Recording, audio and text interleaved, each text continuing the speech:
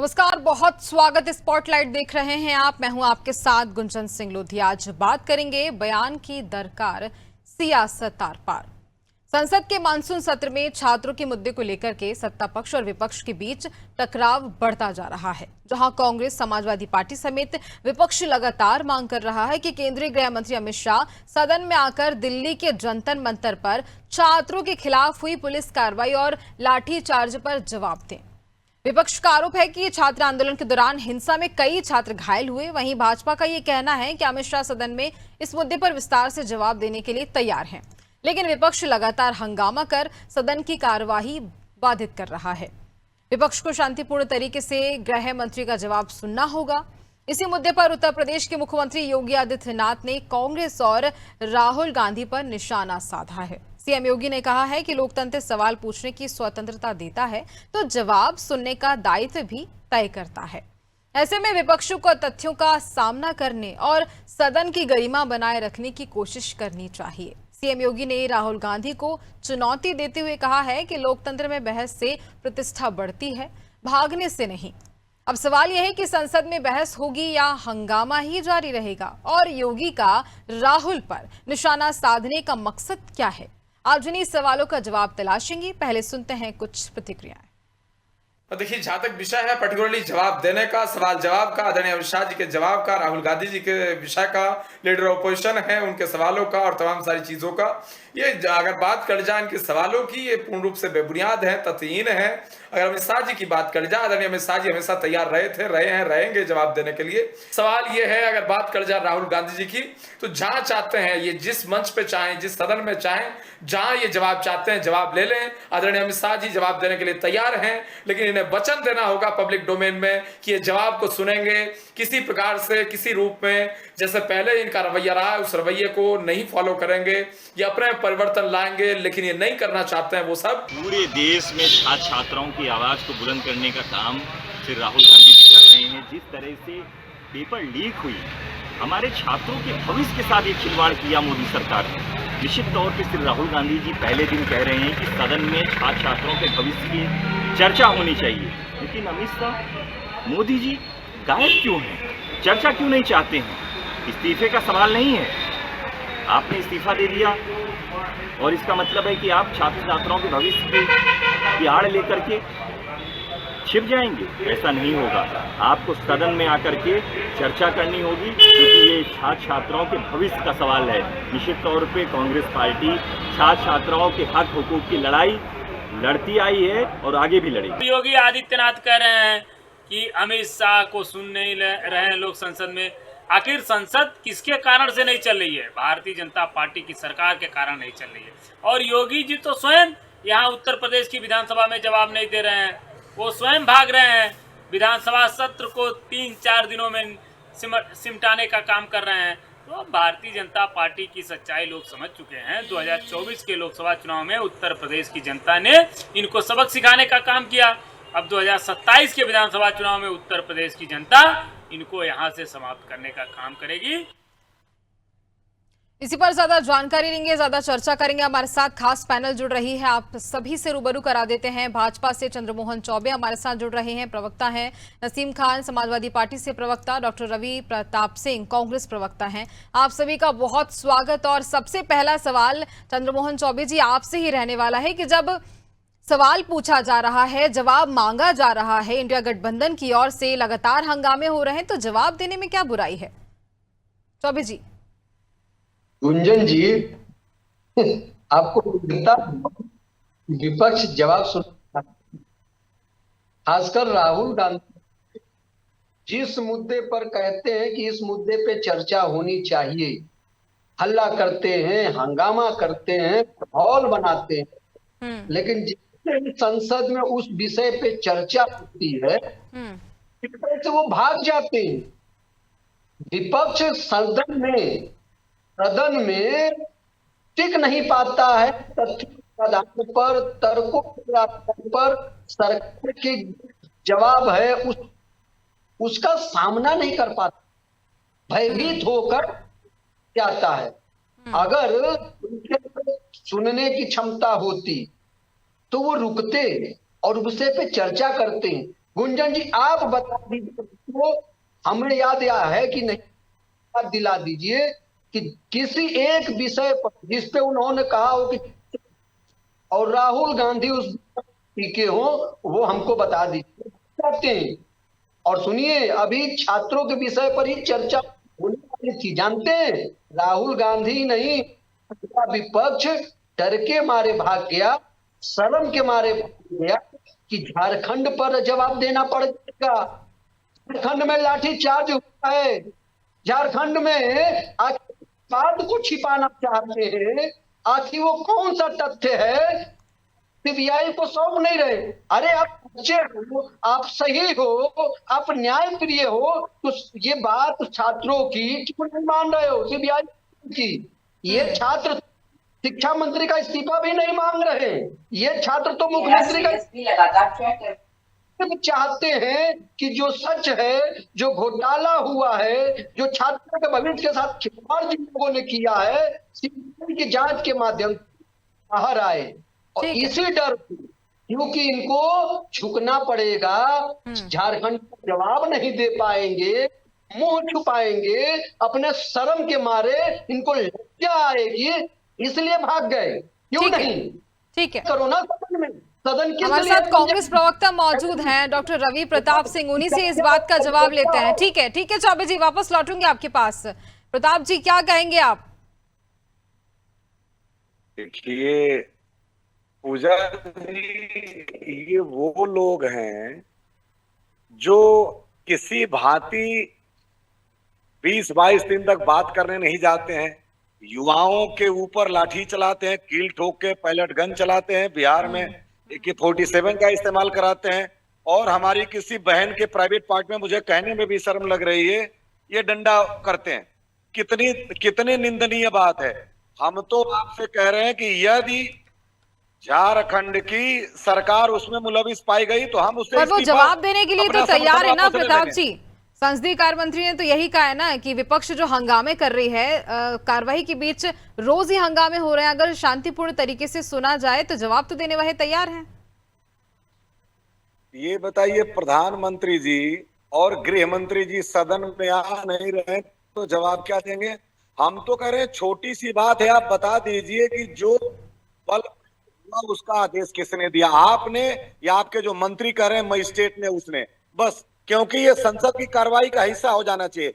यही लोग हैं जो 34 साल से मुलायम सिंह यादव जी को घेर रहे हैं कि राम भक्तों पे गोली चलवाए, राम भक्तों पे गोली चलवाए। तो हम चाहते हैं कि जब राहुल गांधी जी वोट चोरी पे प्रेस कॉन्फ्रेंस कर रहे थे, ये सब लोग कह रहे थे कि आप सबसे पहले एफिडेविट,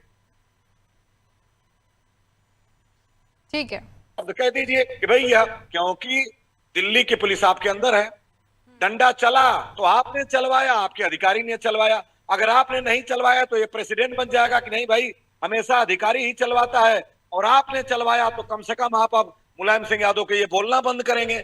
आप दो तरह का चरित्र नहीं रख सकते कि दिल्ली में गोली आप चलवाएंगे तो वो अधिकारी चलवाएगा, और लखनऊ से अगर अयोध्या में गोली चलेगी तो मुलायम सिंह यादव चलवाएंगे। आप दो तरह का नहीं कहेंगे कि आप मुख्तार अंसारी के लड़के के साथ सरकार तो चलाएंगे, लेकिन कहेंगे कि गुंडों की राजनीति भाजपा के, सपा की, और हर प्रदेश में एक इनके गुंडे हैं। कम से कम आप अपनी कथनी और करनी में एक लाइए। और हम कहते हैं कि देश के छात्र इस देश के ही भाग्य हैं, और वही इस देश के भाग्य विधाता हैं, कल के भावी कर्णधार हैं, वही देश को विकसित भारत बनाएंगे।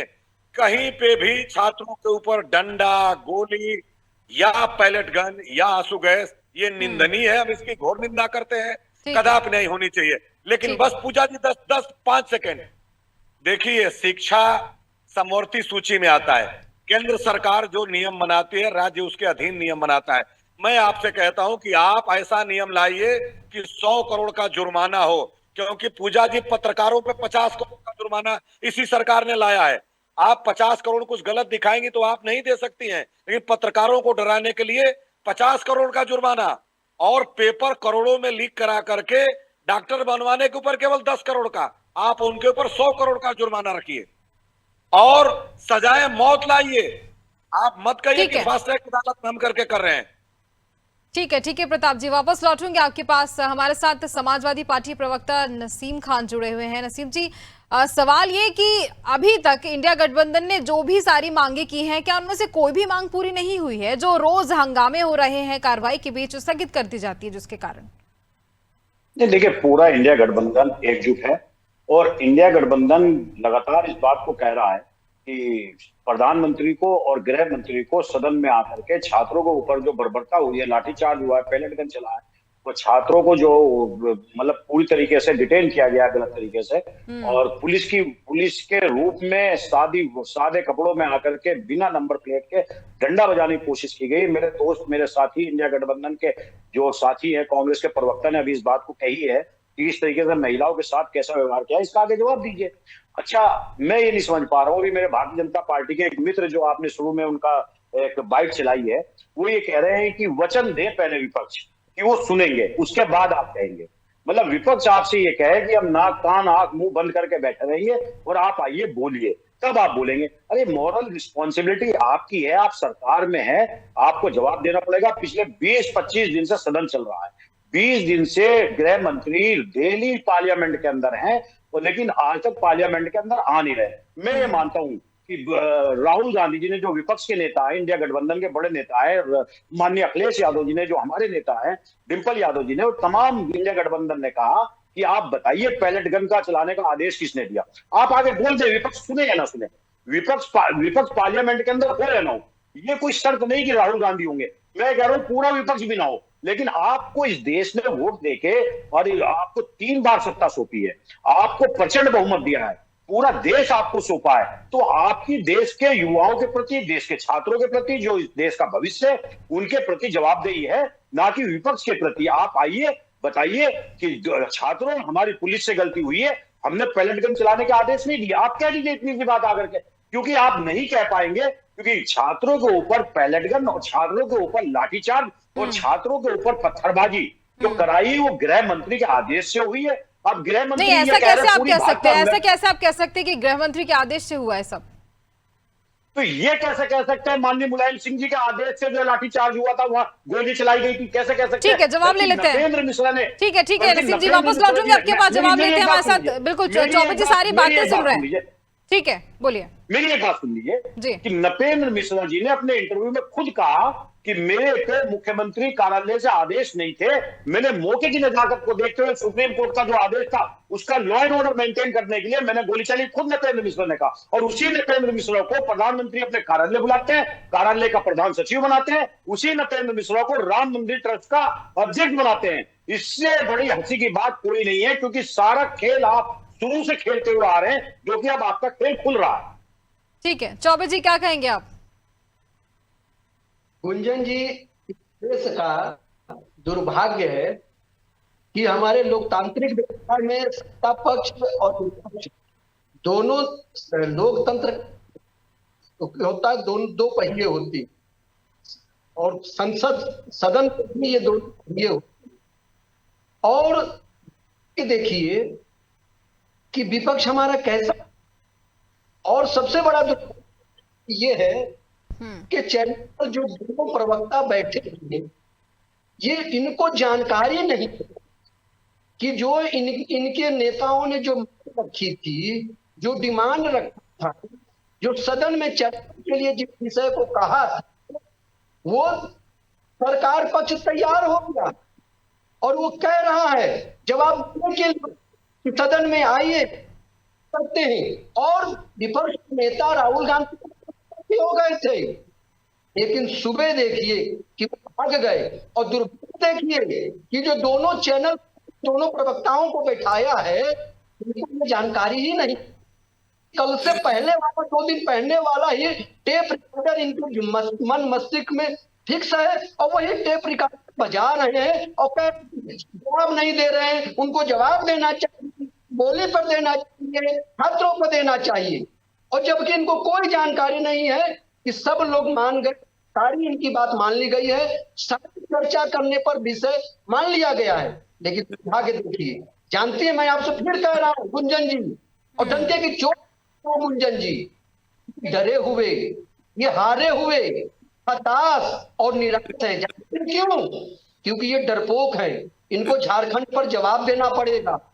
झारखंड पर कि इनको जानकारी नहीं है, इनको लाठी जंतर मंतर की जानकारी है कि लाठी चार्ज हुआ है, उनके ऊपर कटीले तारों से उनको बांधा गया है, उनको गिराया गया, लेकिन इनको झारखंड की जानकारी नहीं है।